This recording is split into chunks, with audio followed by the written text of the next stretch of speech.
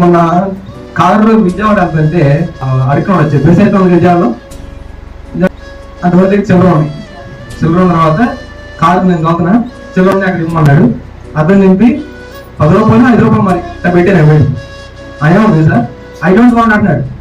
ఏమన్నాడు I don't want ఆయన వద్దంట ఐ వాంట్ 100 రూపీస్ అని.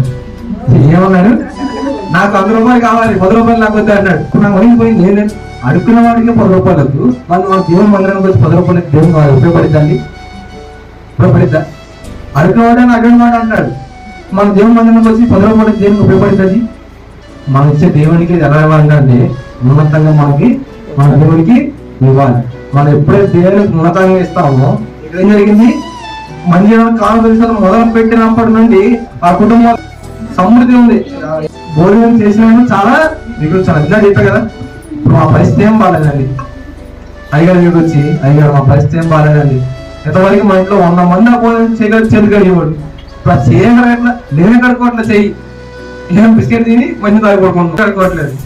ఎందుకు కడుకోవట్లేదు?